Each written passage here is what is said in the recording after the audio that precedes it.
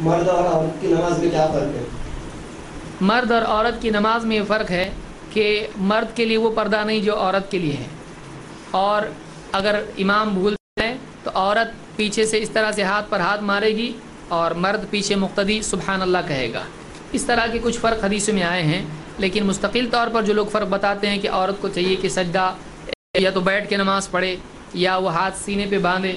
عجیب بات یہ ہے کہ سارا جھگڑا سینے پہ باندھنے کا شروع ہوتا ہے، اور عورتیں جو ہیں وہ سینے پہ باندھنے کے لیے ان کو کہا جاتا ہے تو وہ کس دلیل پر ہے؟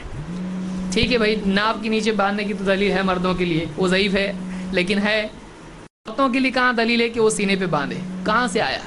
تو اس کے جواب میں کہا جاتا ہے کہ بھائی عورتوں کے لیے پردہ ہے اس لیے وہ سینے پہ ہاتھ باندھیں گے۔ تو عورتوں کے لیے پردہ ہے کہ اس سے کیا تعلق ہے؟ پھر رکوع میں کیوں نہیں ہے؟ رکوع میں پردہ نہیں ہے، سجدے میں پردہ نہیں ہے، اتحیات میں پردہ نہیں ہے، تو ہر حال میں سینے پہ ہاتھ باندھنا چاہیے۔ کیا نماز کے صرف قیام میں عورتوں کے لیے پردہ ہے، باقی حالتوں میں بے پردہ ہو سکتی ہیں؟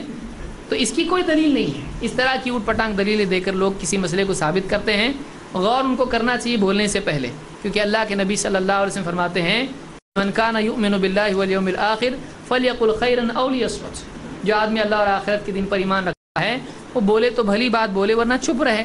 چپ رہنا بھی نعمت ہے، اس لیے کہ چپ رہنے سے آدمی کی جہالت سامنے نہیں آتی ہے۔